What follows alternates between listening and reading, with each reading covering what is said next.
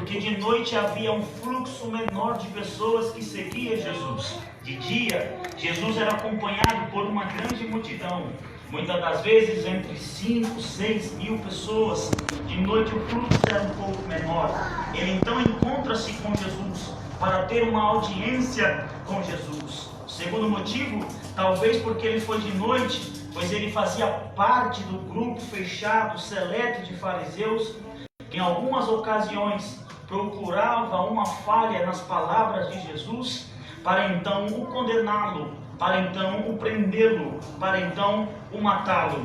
Quando ele vai a Jesus de noite, ele está dizendo que não está colocando a sua carreira, o seu cargo e os seus amigos em risco, pois ele está ao lado de Jesus, corria um risco muito grave de ele cair no conceito diante do sinédrio. Terceiro motivo, talvez porque ele ficou tão maravilhado, talvez porque ele ficou tão cheio, tão feliz dos milagres que Jesus havia realizado, e Jesus não fazia parte do meio dos fariseus, Jesus não fazia parte da cúpula dos principais sacerdotes, mas aonde Jesus chegava, os milagres fluíam, os milagres aconteciam, coisas diferentes aconteciam. Isso chamou a atenção desse mestre, desse doutor da lei, que perceba no capítulo 3, no versículo 1, que ele vai reconhecer Jesus como rabi, ele vai reconhecer Jesus como mestre, e ele vai dizer: mestre, qual é o segredo? Porque ninguém pode fazer isso que o Senhor está fazendo se Deus não for com ele. É impossível uma pessoa sem a presença de Deus fazer tantos milagres, fazer tantos sinais. Perceba que ele começa a elogiar Jesus. Perceba que ele começa a tecer palavras de elogio a Jesus pelos milagres que Jesus havia realizado. Mas Jesus, eu percebo que vai de encontro a Nicodemos, e o primeiro ponto desta mensagem é exatamente esse. Jesus vai dar um choque de realidade neste mestre Nicodemos. Jesus vai chamá-lo para a realidade do que ele de fato estava a realizar em Jerusalém.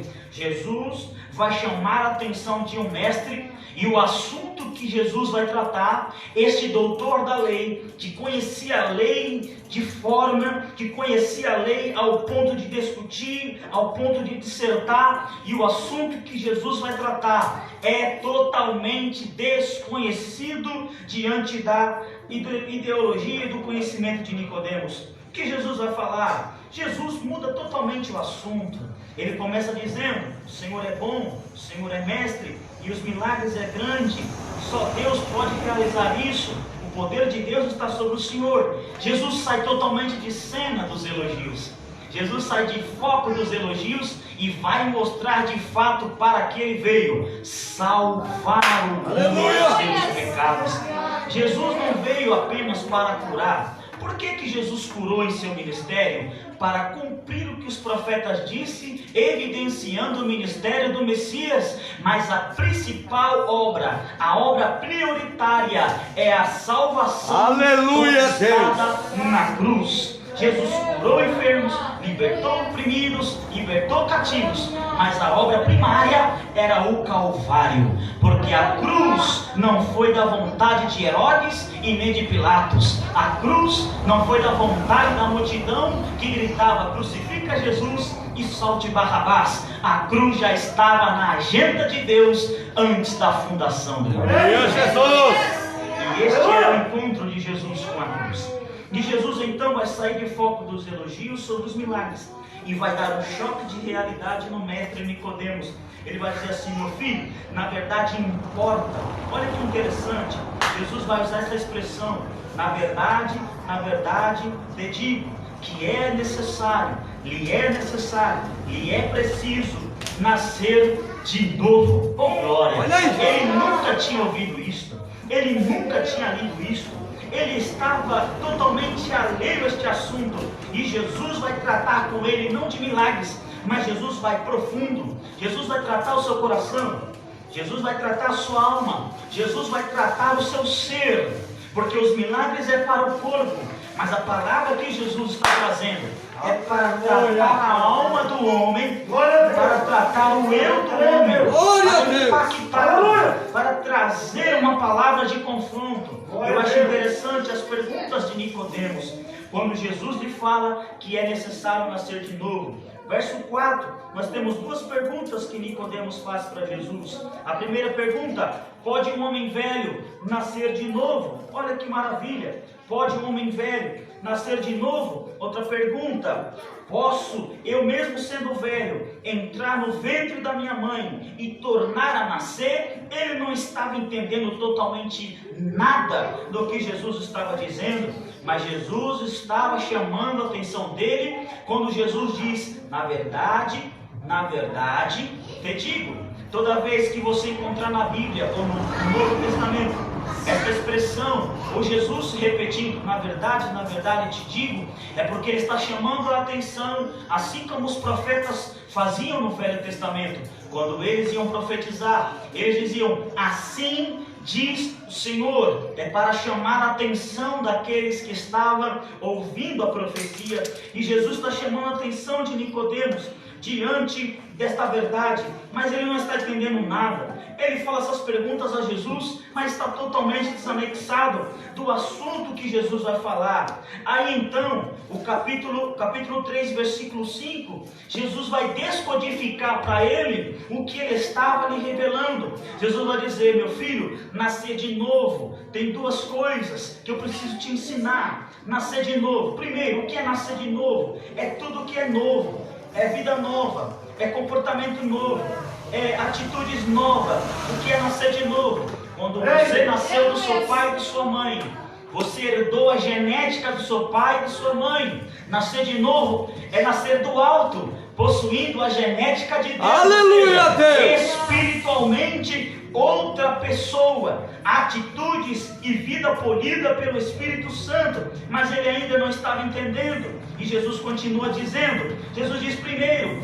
é necessário nascer da água. Por que Jesus vai dizer é necessário nascer da água? Porque esta frase estava muito familiarizada para Nicodemos, porque ele já havia acompanhado João Batista batizando as margens do Jordão, e isto para ele nascer das águas, ele se lembra do que João estava pregando. João estava pregando a mensagem de arrependimento: arrependei-vos e convertei-vos, fujam do pecado, fujam da ira vindoura e sejam batizados. O que Jesus está dizendo? Que para ser nova criatura, para nascer de novo, primeiro é necessário arrependimento. Jesus não está trazendo um assunto lateral, Jesus não está trazendo um assunto secundário, Jesus está trazendo um assunto primário. Nascer de novo não é uma opção, nascer de novo é um mandamento, nascer de novo é uma ordem. Ser nova criatura é uma ordem. E Jesus está falando nascer da água, está falando de arrependimento, porque se o homem não se arrepender, não nasce de novo. E quem não nasce de novo, quem não é nova criatura, não pode ver o reino dos céus. Nicodemos é uma pessoa tão especial dentro de Jerusalém, porque ele conhece sobre oração, ele conhece sobre palavra, ele conhece sobre o tabernáculo, ele conhece o templo, ele conhece a sinagoga, ele tem fama, ele tem dinheiro, mas nada disso vai importar se ele não nascer de novo. Ele não vê o reino dos céus.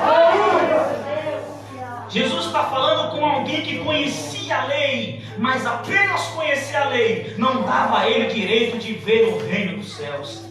Jesus vai dizer, nascer da água. O que é nascer da água? É o arrependimento dos pecados. E eu preciso te dar uma informação, que tem muita gente confundindo arrependimento com remorso. Tem muita gente confundindo remorso com arrependimento. Qual é a diferença? O remorso, ele produz a morte muitas das vezes, mas o arrependimento, ele produz vida. O remorso, ele produz escravidão, ele deixa a pessoa em uma prisão sem grades, mas arrependimento liberta, arrependimento livra, arrependimento transforma. Talvez para você entender melhor esta questão entre arrependimento e remorso, deixa eu falar para você, lembrar você da história de dois discípulos, o Judas Iscariotes e o Pedro. O Judas Iscariotes e o Pedro pecaram contra Jesus. Ambos pecaram contra Jesus. Judas, porque vendeu Jesus. o Pedro porque negou Jesus. Mas perceba a atitude dos dois, perceba a diferença do remorso e do arrependimento, porque Judas, ele reconheceu o seu erro. Judas se entristeceu pelo seu erro, ele chorou pelo seu erro, mas ele não fechou, ele não completou o ciclo do arrependimento e foi se enforcar, ele se matou. Já Pedro reconhece o seu erro, Pedro se entristece pelo seu erro, ele chora pelo seu erro, mas ele completa o círculo, ele volta-se para Jesus, e quando ele volta-se para Jesus, mesmo tendo negado Jesus, ele encontra perdão e encontra restauração. Deixa eu te falar uma verdade, não basta apenas reconhecer que pecou, não basta apenas reconhecer que errou, não basta apenas se entristecer. Ah, eu estou triste, eu choro porque eu errei. Mas se não completar o ciclo do arrependimento, é remorso. E não há liberdade, não há perdão no remorso, porque precisa completar o ciclo. Então, o que é o ciclo do arrependimento? 3 níveis possui o arrependimento. Primeiro, arrependimento fala de mudança da mente. O que é mudança da mente? Conforme no grego está escrito, é metanoia. O que é metanoia? É mudança aqui. Se eu não mudar aqui, não tem como eu me arrepender dos meus pecados. Se a minha mente não mudar, se a minha mente não transformar, não tem como haver arrependimento.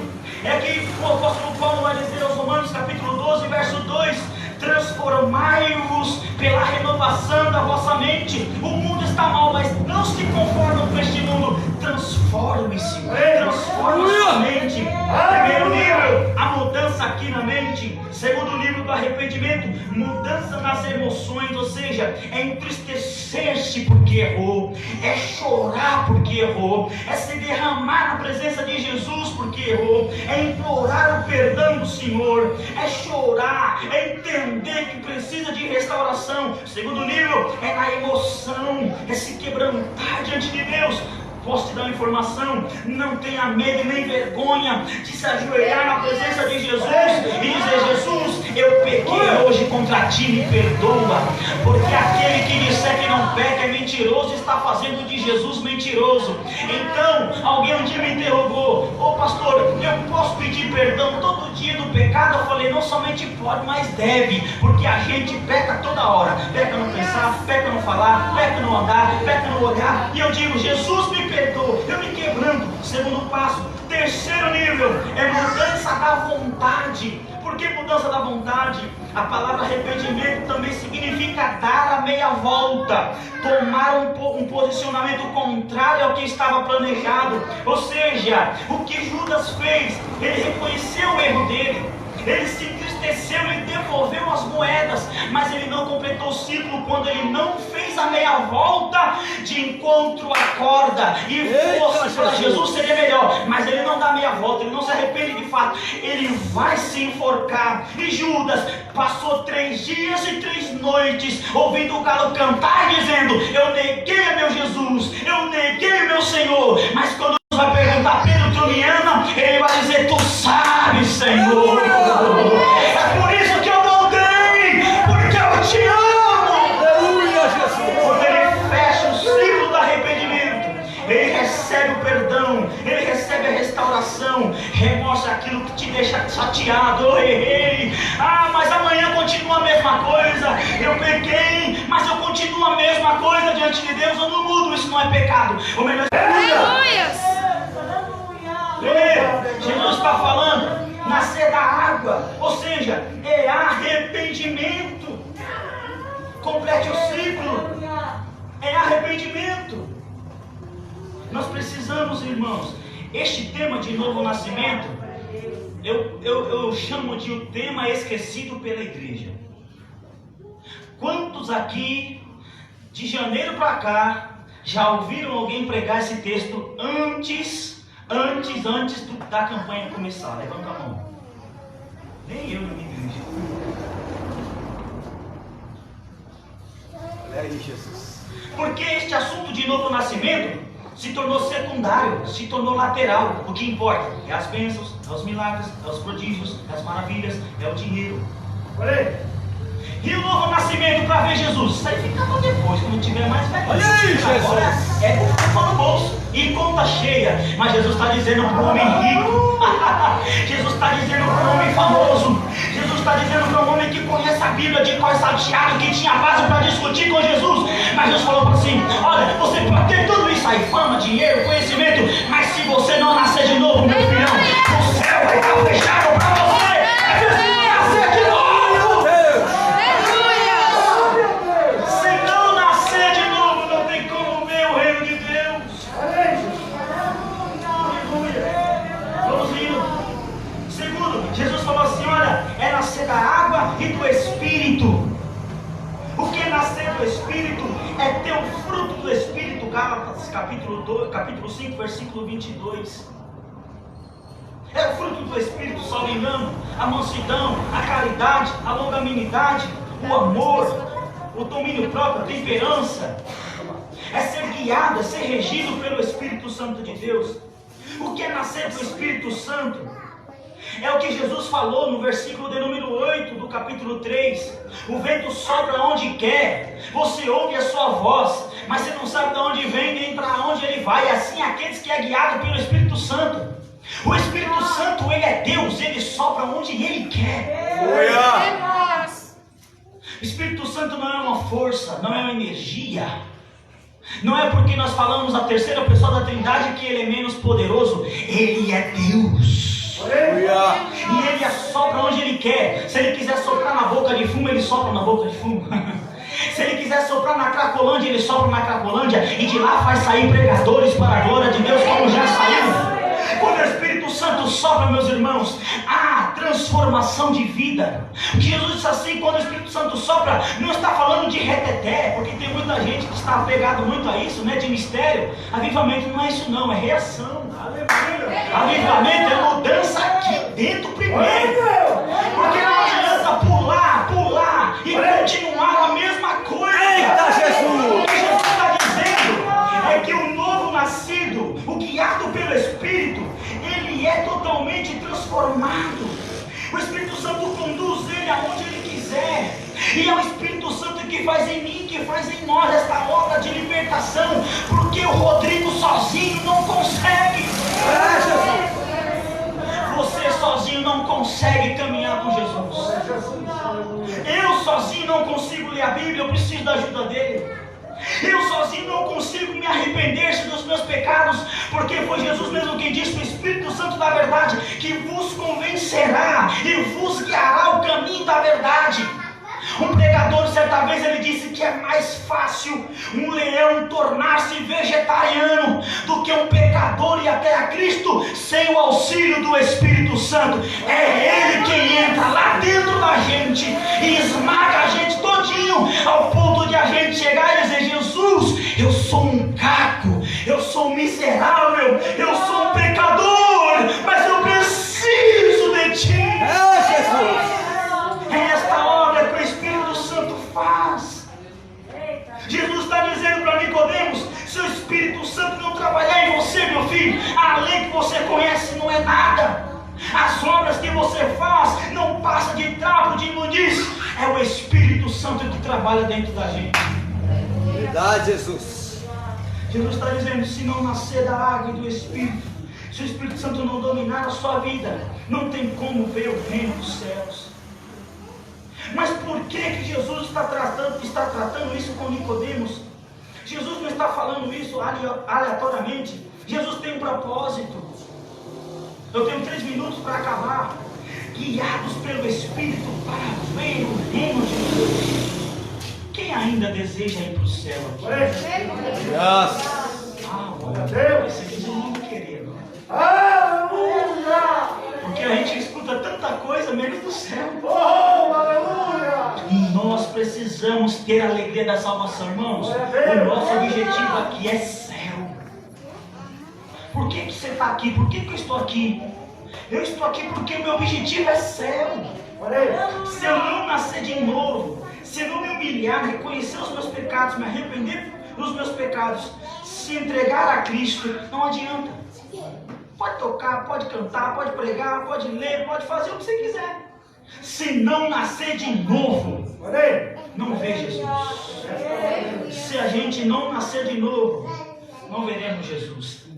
E eu faço uma pergunta pessoal. Você é nascido de novo? Você é nova criatura. Para ser avivado, precisa ser nova criatura. Precisa nascer de novo. Eu não estou perguntando se você pertence a esse ministério, se você é de uma igreja evangélica. Não estou perguntando se você é aqui da Madureira, ou se você é da CPI, onde eu congrego. Ou se o fulano que é da Presbiteriana, ou da Batista, ou da Lagoinha. Não estou perguntando se você prega bem, prega bonito, se canta bem, se canta bonito, se toca bem, se canta, toca bonito. Se você tem um cargo na igreja, se você não tem cargo na igreja, se você vem na igreja de domingo a domingo, a semana toda, se aqui não tiver, vai em outras igrejas. Não estou perguntando isso. O que interessa aqui é se é nascido de novo. Porque se não for, precisa correr rápido. Precisamos correr rápido, porque Jesus está às portas. Avivamento é algo que surge aqui pelo Espírito de Deus. Aqui, e não no corpo, no movimentar, ao tocar de um instrumento ou de uma palavra bem eloquente de um pregador, mas é algo que mexe aqui dentro do homem. Para concluir, Jesus não poderia fechar esta palavra sobre nascer de novo sem antes falar para Nicodemos e lembrá-lo da lei. O versículo 14 e 15, Jesus, ele faz Nicodemos se lembrar do que está em Números, capítulo 21, versículo de número 8 e versículo de número 9. Quando o povo estava lá no deserto, estava com fome, estava com sede, murmurando contra Moisés, murmurando contra Deus, Deus se irou com o povo e falou assim: esse povo maldito, esse povo reclamando, vai morrer um bocado deles agora. Deus enviou um monte de serpentes venenosas. E as serpentes entravam dentro de casa. Quem era mordido pela serpente morria na hora. E o povo falou: meu Deus, Moisés, fala com Deus, perdoa Moisés, pede perdão para Deus, porque senão vai morrer todo mundo. Aí Moisés foi diante de Deus e orou, e Deus deu uma estratégia: Moisés, pega uma serpente de bronze, faz uma serpente de bronze e coloca no meio do arraial, no deserto, e diz que aquele que for mordido, aquele que for inoculado pelo veneno da serpente, que olhe para a serpente de bronze que está erguida no deserto, e este não morrerá, receberá saúde. Jesus vai falar para Nicodemos: assim como Moisés ergueu a serpente no deserto, é necessário que o Filho do Homem seja levantado. Mas por que Jesus falou isso? Jesus está se comparando a uma serpente? É claro que não. Jesus está se comparando a uma cobra? É claro que não. O que Jesus está falando? Que o veneno daquela cobra no deserto matava o corpo, mas o veneno que os cidadãos da região de Jerusalém, contemporâneos de Nicodemos, e hoje está sendo acometido, é um veneno que mata o corpo e que pode conduzir a alma para o inferno. Se chama pecado. E quem trouxe esse veneno? A erva daninha. Quem trouxe esse veneno maligno que está acometido na nossa carne foi a serpente antiga, ou a antiga serpente, Satanás. O pecado é um veneno que está dentro da nossa alma, gente. O pecado é um veneno que conduz ao inferno. Mas o que Jesus está propondo aqui? Jesus está propondo algo extraordinário. Jesus está falando: Nicodemos, se você reconhecer que aquele que for levantado no madeiro é o Senhor de fato, o Filho de Deus de fato, ao olhar para ele, você receberá cura. Perceba isso aqui. Jesus não está falando de cura física, Jesus está falando de algo espiritual. Por que Jesus se compara à serpente? E por que então, pregador, se ele não é serpente, por que ele fala de serpente? Primeiro, se combate o veneno da serpente com o próprio veneno da serpente, sim ou não?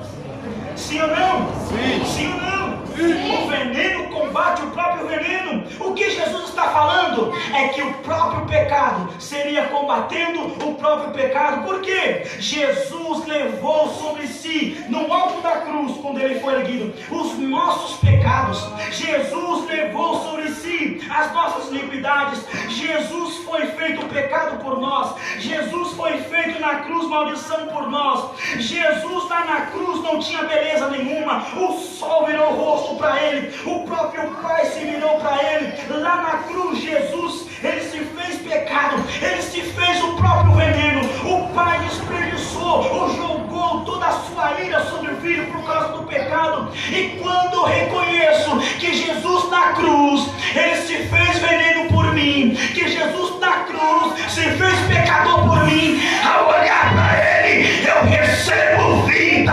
E essa vida é a vida eterna. Pregador, não entendi muita coisa. Vai entender agora. Quer saber se você é nascido de novo? Se você reconhece o sacrifício que Jesus fez na cruz do Calvário. Yes. Jesus se fez pecado por nós. E o que ele vai dizer a Nicodemos é exatamente isso aqui, o versículo 15. Já estou acabando. Para que todo aquele que nele crê não pereça, mas tenha vida eterna. Versículo 16. Porque Deus amou o mundo de tal maneira, aleluia, que deu seu Filho unigênito, para que todo aquele que nele crê não pereça, mas tenha a vida eterna. Jesus não está interessado em apenas curar o seu corpo. Jesus não está interessado em te ver prosperando. Ah, meus irmãos, a maior ânsia de Jesus, o interesse de Jesus, a vontade de Jesus é que o Pai dizer assim: vai lá, filho, busca a tua noiva, vai lá, filho, busca a igreja. E aqueles que irão subir foram aqueles que nasceram de novo. Aleluia! Nasceram das águas, arrependimento, nasceram do Espírito, guiado pelo Espírito, e que olham para o madeiro, que olham para a cruz e reconhecem Jesus como aquele que foi no nosso lugar. Quantos querem receber avivamento? Levanta a mão. Nós precisamos nascer de novo. Se já é, louvado seja Deus por isso. Se não, corra que ainda parece que ainda há um pouquinho de tempo. Curve sua cabeça. Senhor, eu ministrei a sua palavra esta noite.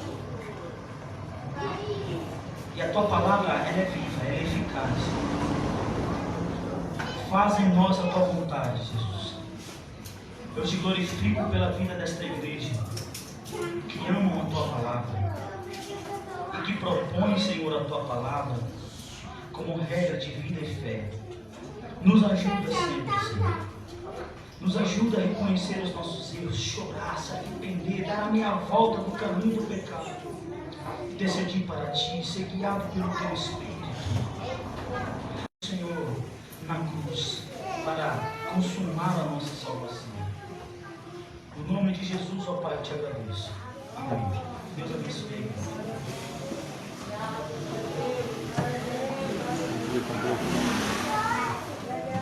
Glória a Deus. Amém, irmãos? Boa palavra esta. Eu glorifico a Deus pela vida dos irmãos que ficaram como numa escola, focados em ouvir a palavra e aprender a palavra. Assim, porque o que ouve aprende, o que não ouve não aprende. Amém? Vamos colocar de pé, vamos orar. Eu também tenho que ir ali numa igreja, eu também levar uma mensagem também. E o meu horário também já está